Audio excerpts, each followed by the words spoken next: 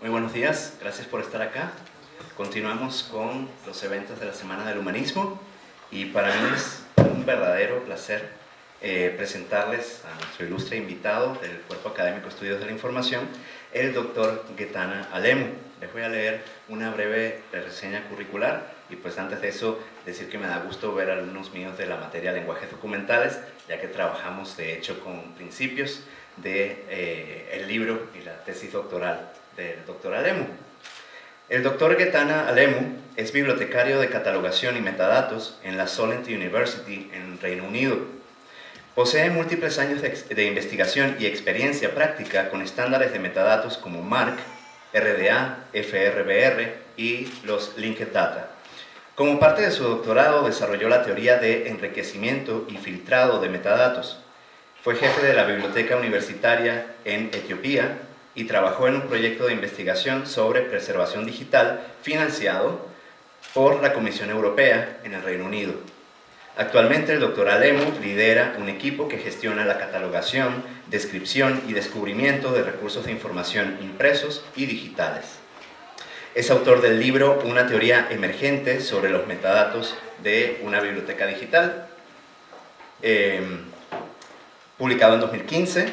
Ha publicado más de 20 artículos arbitrados e indizados, es miembro del consejo editorial de 2 revistas científicas internacionales, se ha presentado en conferencias internacionales y en 2016 fue premiado por la Federación Internacional de Asociaciones de Bibliotecarios y Bibliotecas, IFLA, por sus investigaciones sobre metadatos. Finalmente, en 2017 fue finalista al Premio a la Excelencia en Investigación en la Solent University. Así que, sin mayor preámbulo, le damos la bienvenida con un fuerte aplauso al doctor Alemu.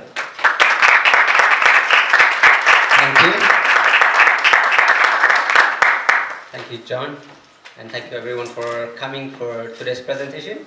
I'm really delighted to be here for the first time to Latin America, the first time to Mexico. I'm just loving it, and this is a wonderful city, a wonderful university. And thank you very much all for coming this morning to attend my talk on Metadata for Digital Humanities. Excuse my Spanish, I will speak a little bit like metadatos y las humanities digitales. So that's a talk for today. Let's start it.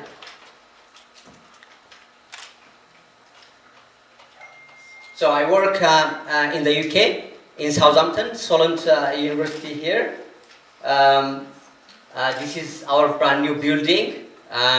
It's called the Spark Building. This is the Southampton City at night. This is actually a photo taken by David Wright, my manager. This photo won an award within our library. This is the library, also at night, because the library, when it's busy, is open 24 hours. This is again to give you some context. I work in the library where, as you can see, 80% of our budget goes to electronic resources these days, mostly database, electronic journals, electronic books, and other electronic resources, including library management systems, softwares, tools, and the like. We also make sure these resources are accessible via Shibori's waveless access. We measure usage, and that's how we buy resources. We still have a big library. We still have places for students to study together and also individually. We also still have print books and some print journals and few newspapers, but most of it goes to online these days. Again, context, why I'm talking today, as John was introducing, I did my digital library course, and that was in Europe. I came from Ethiopia originally, went to study in Europe, this Erasmus Mundus course, then went to England to study, to do my PhD on metadata. And using grounded theory, came up with these 2 words, enriching and filtering. Actually, my PhD supervisor said at the end of the 4 years, just 2 words, enriching and filtering. So he came to me and said, so Getaneh, your PhD is just 2 words? I say, yes. He went around laughing and talking to people, but actually those 2 words you go deeper, and I'll talk a little bit more about that today later on as well. And next week on Monday, if you could join us on another presentation on specifically on enriching and filtering. 4 concepts: enriching, filtering, linking, openness.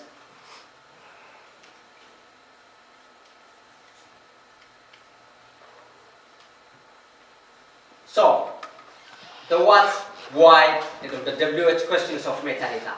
Why metadata? Metadata answers what, who, which, how, when, where kinds of questions. For example, for a book, the context being a library, who is the author of that book or publication? Who funded that research? What's the title? What are the keywords? Where is the time of publication? Where is the location in the library, in the network?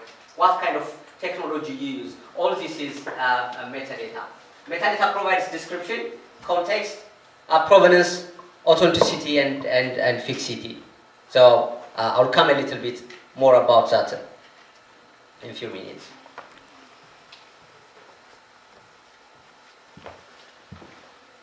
Okay. Metadata is data about data. It is aboutness. So it's the additional information about a specific object, about people, about places, events, or anything. So metadata is that description, that aboutness.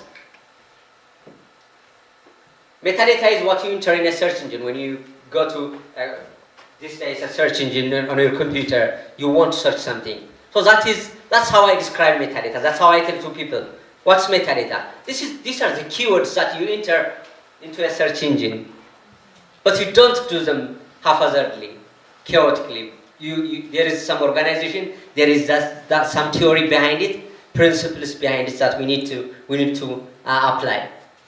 So, for example, it's the tags. When you take it to the context of the social web, the likes, the dislikes, the ratings, the recommendations, the reviews, this is metadata. Metadata is the naming of people, things, places, and objects. It is a language for finding. It is, if you want, a different sort of language, for example, for the libraries, a language for search engines. And I was just sitting in a coffee shop writing about this description, and I say, I can't imagine my life without metadata. You would be lost, for example, when you go to a new city and you want to find your ways, unless there is some metadata. I was also wondering, the oceans have just one metadata, the name, but you go to cities, you have like all kinds of metadata, cafes, bars, roads, streets, all metadata. But the ocean, because if people are interested, the ocean might have also more metadata. But it's just the Atlantic Ocean, just one name. But you come to a city, you have all kinds of diversity, all kinds of that information here telling you where to go, what to do, and the place of names, etc. In Romeo and Juliet, Shakespeare says, Juliet says about Romeo, what is in a name that which we call a rose by any other name would smell as sweet? Well, that's right in that context, because names don't change people, right? They don't change places. Places are places. The objects are there, always. The stars are always there. But the way we name them doesn't change them. So in that way, Shakespeare is, or Juliet is right. But for libraries, for information organization, for digital humanities, a name is actually very important. So the name, we call it metadata. So what you call something will matter when you search it, when you find it. So that's metadata. This is libraries. I studied and also worked in catalog. So because As I said, originally I came from Ethiopia. My university, when I went, we didn't have lots of books. We didn't have a systematic system of libraries, new systems. So we had to do manual cataloging. But also when I studied, I remember doing this by subject, index of cards, by title, by author. You have to go to the author section to find who authored some books, and then it says go to the subject section. There's a drawer. You have to go to the drawer, find in the drawer the subject area which says humanities. Probably no digital humanities at that time.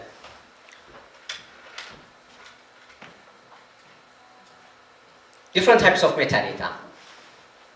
Descriptive metadata, structural metadata, administrative metadata, and preservation metadata. These are description is when you describe something. So, for example, the title, author, description, summary, abstract, or keywords.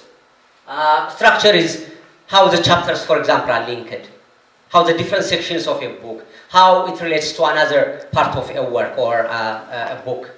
Administrative metadata is that metadata which tells you about, for example, in a library, how many books you have borrowed, when you have borrowed it, etc. That's more administrative.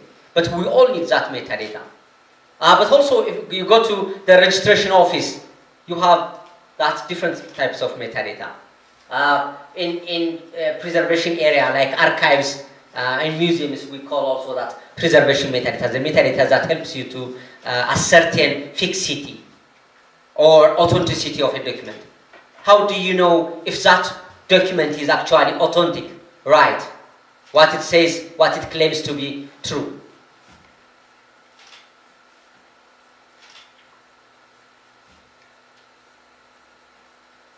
Why metadata? Why do we need metadata?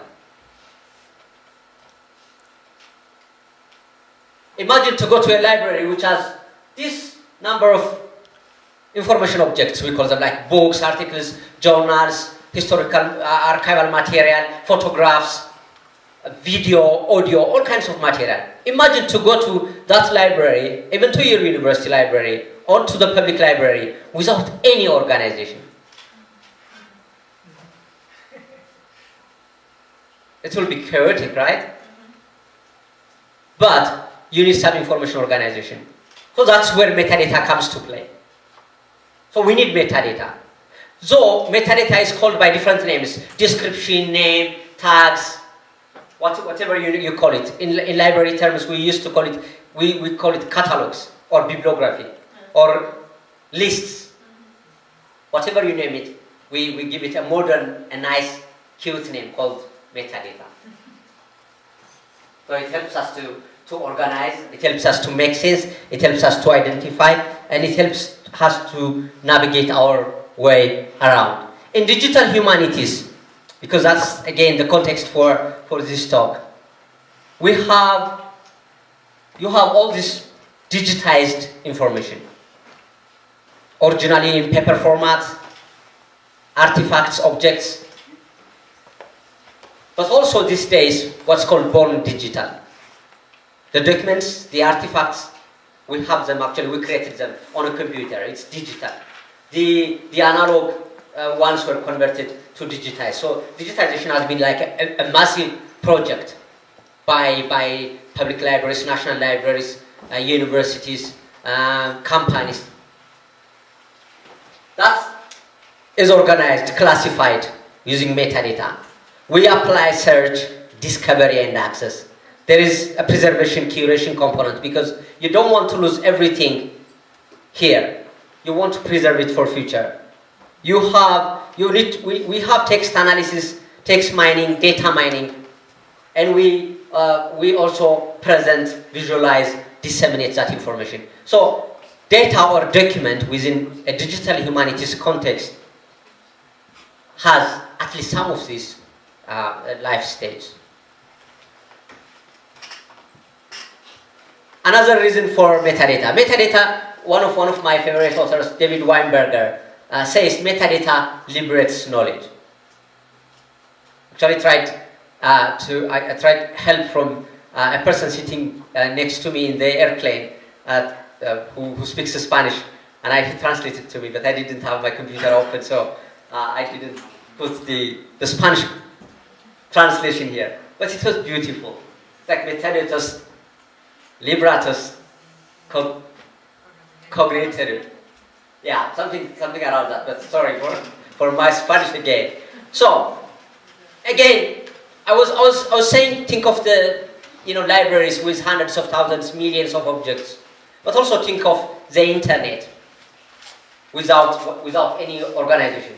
So we would be lost in a sea of information, like finding a needle in a haystack, which is nearly impossible.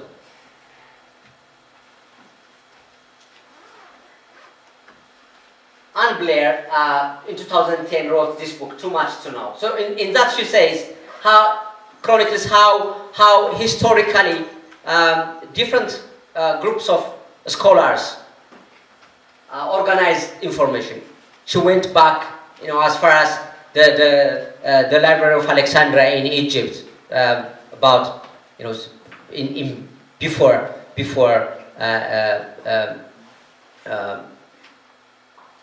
like 3,000 years ago, or so, and chronicles show you a history of how scholars manage information and how they used to use, for example, bibliography, listing, and record their annotations as metadata.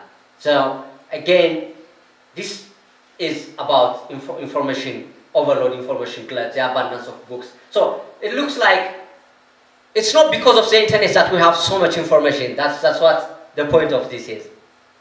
There is just there are lots of books. Even Solomon says in Ecclesia, at this verse says, of making of books there is no end. So they thought there were lots of books during that time.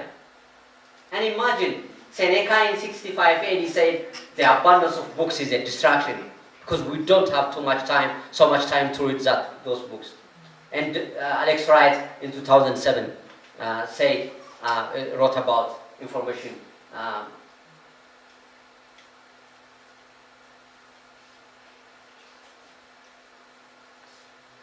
Again, David Wright, you might want to read his book, which says Too Big to Know. And he says information is not just in, or knowledge is in the networks, in the making sense of things, in the organizing it, in making sense of it. That's why he talks about openness. He talks about linking. He talks about making technologies work by putting information organization. But also he says the information and knowledge doesn't just reside in one person's head. The answers lie in the network of people. So I thought that also makes sense with metadata.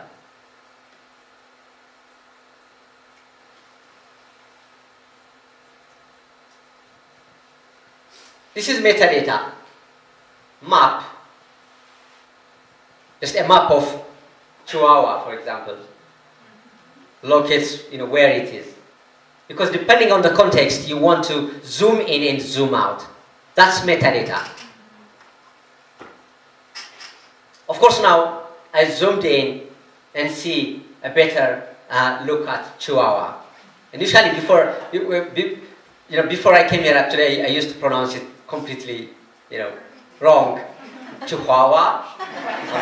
So people say to me, "Where are you going?" I say, "Chihuahua." Is that China? No, it's Mexico. And then I have to say Chihuahua. Now I got it right. Now it's expanding to the arts, biology, climate, history, language, literature, medicine, and history. All for free. People giving their time to describe something that would be relevant for other people to use elsewhere, for research, and for various purposes.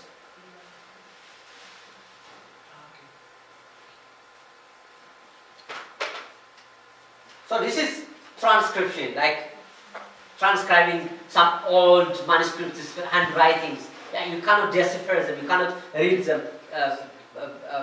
Just one person cannot. But there are different people with different abilities to transcribe. So that's how crowdsourcing is working, especially for transcription and translation purposes. Or you have a photograph and see who are in that photograph. So people who know the context, who knows the history, can actually describe, give those names. So that's crowdsourcing. More the Universe project. Uncover the lives of artists. Transcribe this document. I can't do that, but there are people who do that. Just transcribe it. So that's very helpful. Look this one, anti-slavery manuscripts. Again, this is a project by Boston Public Library. They just put these scripts, these documents, manuscripts, so that they could be transcribed, but also added context. That's metadata. This is European. I mentioned about the European collection. So they have a more cultural heritage, arts, fashion, about migration, music, photography, and they aggregate into this portal. And of course, behind it, that's metadata. You have a search engine, Google search engine. Behind it, it's metadata. Of course, I argue that Google is a metadata company because they don't create content, they organize content. So what's the motivation? What motivates people? Reduce the barriers to contribution. So that is, don't make it complicated. The system should be easy, simplicity, personalization. Make it personal. Like that's why you add posts to your Facebook or LinkedIn or any book sharing, online book sharing interface. You want to contribute because it's interesting, it is fun. You don't consider it work because you are doing it for free. It doesn't mean. So these are the altruism, reputation, that gives a sense of ownership, engaging with other users, other people. It's amazing how this engagement with other people also changing the way of motivation. This is library thing.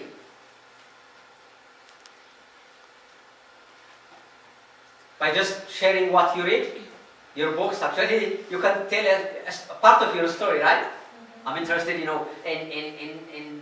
some information organization, some metadata, obviously, big data, a few more social tagging, some Christianity books. Yeah, it's just part of your story. You share it because it's interesting. It keeps your books. It's good for your profile. That's how it's created.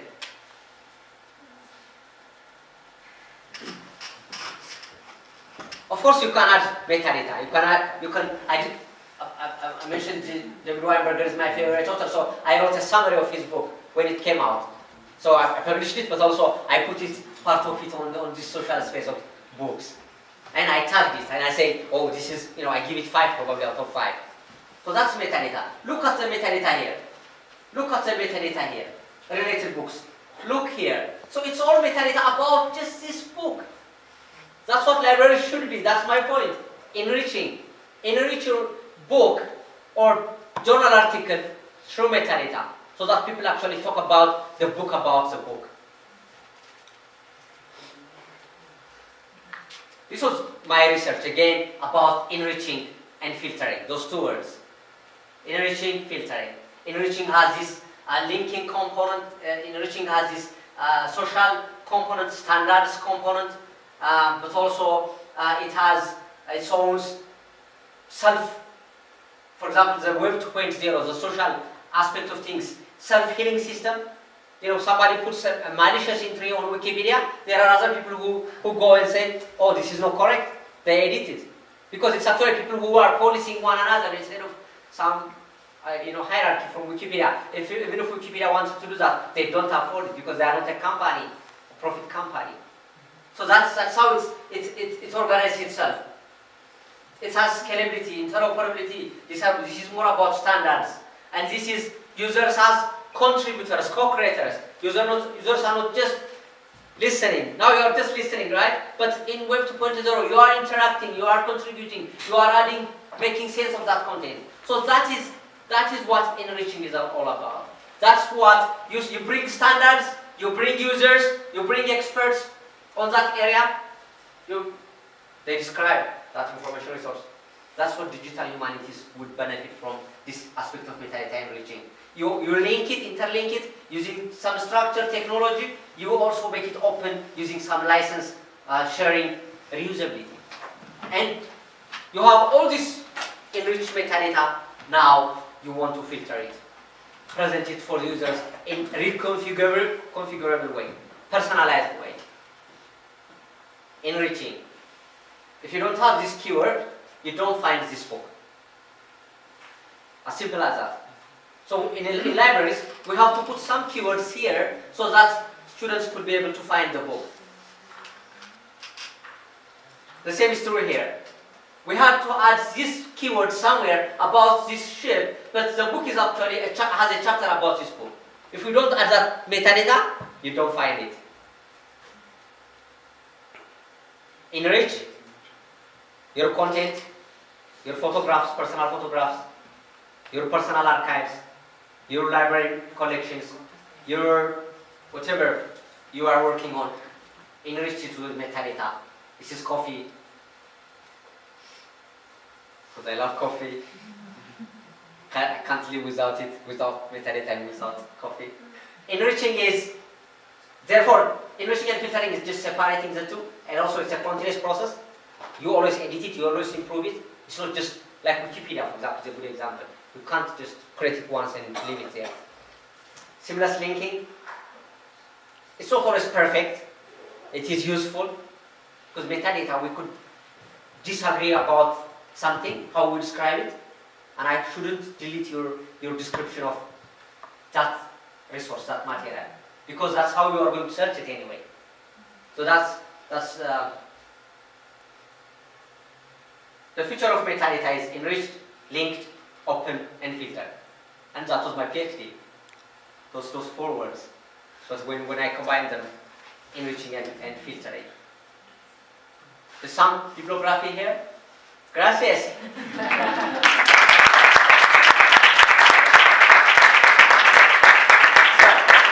Thank you very much. I'm really excited. I'm very happy to be here again. I have another talk on Monday, just specifically on enriching and filtering. I would like you to join, ask questions, and I have workshops with John, so we could talk and give some practical demonstrations on the things that we are working. If you have questions, let me know. Questions? Okay. Yes, I'm from Spanish Letters. It's the name of the career. Well, you were talking about the metadata. Yeah. But you talk about the interpretation of a picture in the Raphael painting. Yeah. So, well, in my career, everybody knows, but we interpret books. We search the signification of the symbols and the syntax. Yeah. And the syntax of the literature. So the interpretation of a book is metadata. Yes. Annotations, for example. I'm not saying if you write, for example, an article about Raphael, I'm not saying that is metadata. I'm saying if you are putting annotation, you remember in the old times they put annotation at X.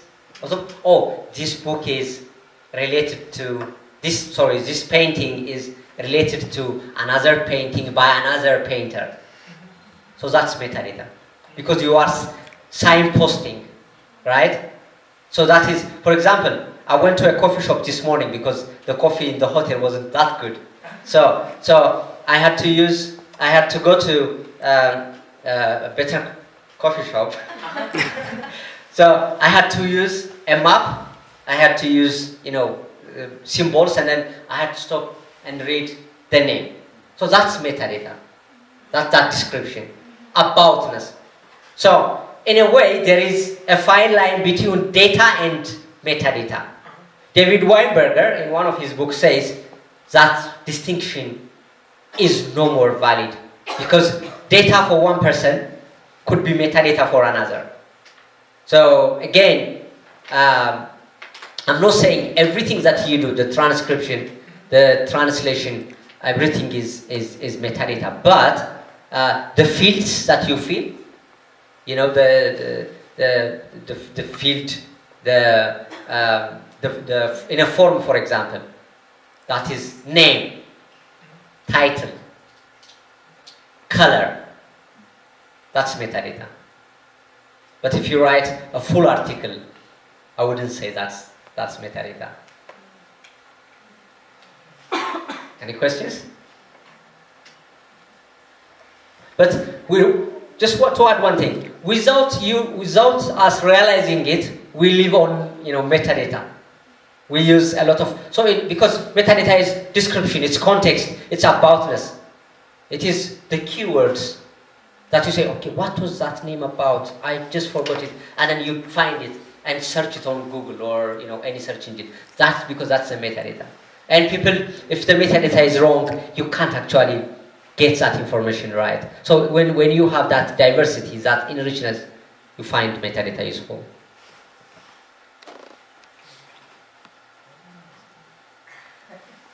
¿Preguntas? ¿Alguna otra?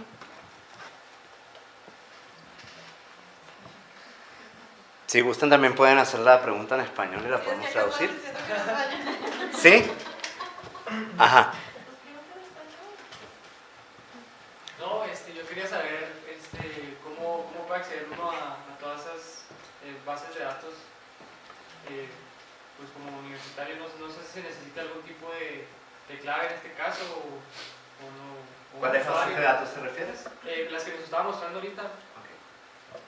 How can he access databases you showed as a student? Are they free to access? Do they have to have a subscription? To what? The databases you showed. Okay, for example, where I showed you about Europeana or the Zoo Universe. The Zoo Universe, you can access it for free, and you can do work again for free, because you can transcribe. For example, I'm sure you can start off a project, like I want to transcribe these documents or this historical collection, especially when you are doing research, for example. So Zoo Universe is a platform, it's free. It's a crowdsourcing project. Okay, Europeana, they are free mostly for Europe, but I'm sure if you search anywhere you could find those paintings, those works for free as well. But I'm not quite sure, but it's a free resource. Whenever I search, I find it, I use it freely. I'll share the slides freely because I'm for open access through John, and then you could find him. If you have any questions, my email I can answer. La respuesta fue básicamente que, por ejemplo, la plataforma esta Zoo Universe es libre, se puede acceder, incluso se puede hacer el trabajo voluntario también de gratis. La biblioteca de Europeana, el doctor no estaba seguro si es de acceso libre también, pero sí te puedo confirmar que sí se pueden ver todos los recursos que ofrece. Esas son bases de datos libres, porque también tiene que ver con cuestiones de preservación digital de herencia cultural. Entonces, Europa, por lo menos con Europeana, sí se ha tomado muy en serio eso de poner la cultura accesible y digital para motivos de preservación y también difusión, ¿sí? Y también dijo el doctor que va a ser libre su presentación, va a dejar disponible su presentación, la van a poder ubicar en SlideShare, en el perfil del Cuerpo Académico Estudios de la Información. También nos pueden buscar en Twitter y en Facebook, Cuerpo Académico Estudios de la Información. Ahí va a estar la presentación para que cualquiera la consulte, incluso descargarla. ¿Sí? ¿Alguna otra pregunta? Any other question? Any question? Pueden hacerlo en español nuevamente y podemos traducir. A ver, mis alumnos. Don't be shy. Well, maybe I'm minding the limits of concept of metadata because this is really something new for me. Uh-huh. But when the author writes a poem, when he describes, for example, the death, that he uses adjectives, pronouns, etc. He is using a kind of metadata, like pestilent death or pestilent night, for example. Is he using metadata, or that is not a metadata per se? Yeah, I think just coming back to the first thing is, I give you the reference David Weinberger. David Weinberger says the line between data and metadata is very fine. It's difficult to distinguish. But I wouldn't say, for example, a poem is metadata. But there is a collection of poems in the library. Even better, there is a collection of poems in your computer. Right? Now, you have 10,000 of them. Must be a big collection because you are interested in poems, in poetry. You are interested in poets, and you also write your own poetry. Okay. Now, this is your personal library collection. You want to search for the author, one poet. That's when I would say that is metadata, your metadata, at that point. Okay. There is also, you want to search using the word, for example, the word, I don't know, love or freedom or peace in your poem. That is then, it became metadata all of a sudden. It was not metadata initially, it's poetry, but now when you search using, I want to search for freedom, then it becomes metadata. So that's why metadata at one point is actually part of the poem. Because if we're talking about full text, the full text indexing, the whole document is indexed. It's metadata. So it's fluid. It's part of the text, it's part of the document. I didn't even describe it, saying the author field, the title field. I didn't fill anything. But when I search, I find that poem. I give you another illustration. I have lots of pictures because I like to take pictures with my phone. Actually, I promised to send it to people. I never send it. And because I don't send it, okay, let me give you an example. I took a snapshot of the Wi-Fi password and I want to access it. I can't access it because it was a long time ago. It is in my phone. It's 10,000 pictures because pictures are not good for metadata unless you describe them. But smartphones nowadays, they organize it using some metadata called date. The date of photograph, when, and places, geographic coordinates, where you have taken. Actually, this photo was taken in, let's say, in Southampton, England. Okay, that's my way of browsing through my pictures is date now and year. But for my research articles, it's easy.